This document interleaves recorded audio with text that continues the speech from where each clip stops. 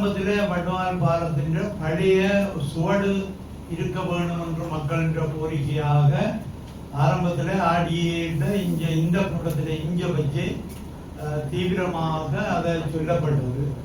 அது கவனத்தில் கொள்ளப்படும் என்று திரும்ப சொல்லப்பட்டது ஆடியாக.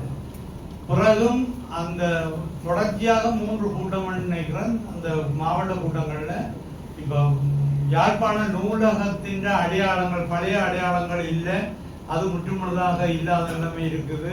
இந்த வட்டுவால் பாலத்திலேயாவது ஒரு துண்டாவது அதுல அந்த பழைய பாலத்தின் அடையாளம் கிடக்க வேண்டும் என்று கருத்து மக்களால் தெரிவிக்கப்பட்டதுதான் நான் இங்க சொல்லி வச்சேன். அது இப்ப கடைசியில கிட்ட வந்துட்டு உருவாக்கு. அது பாலம் போடுறதுக்கு நன்றி. பாலம் போட்டதுக்கு ஜனாதிபதி விமல் ரத்நாயக்கா அமைச்சர் எல்லாருக்கும் நன்றி. அதுல ஜனாதிபதி முதல்வர் கேட்ட போது அவர் அதை போடுறேன்னு சொன்னவர். பிறகு விமல் ரத்நாயக்கா அவர்கள் சபையிலேயே கூட்டத்தில் தெரிவித்த கருத்துகள். அப்ப எல்லாத்துக்கும் நன்றி. இதுல இந்த ஒரு துண்டு விட முடியாதா?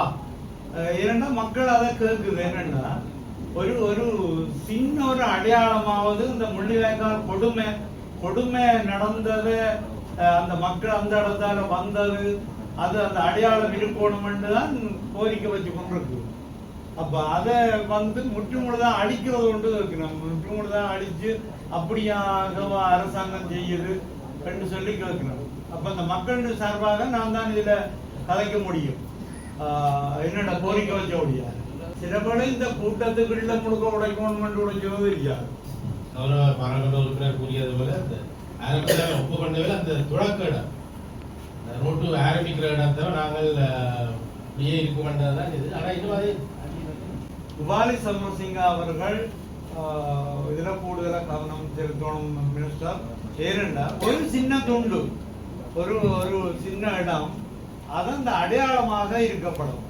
அது ஏனென்றால் மிகப்பெரிய இனப்படுகொலை நடந்ததுக்கான சாட்சியம் அந்த நந்திக்கடல் பாலம் என்ற இதுகளை மக்கள் எதிர்பார்க்க. அதனால அதுல உங்களுடைய ஆதரவும் அதுக்கு இருந்த பேர் தான் வரும்.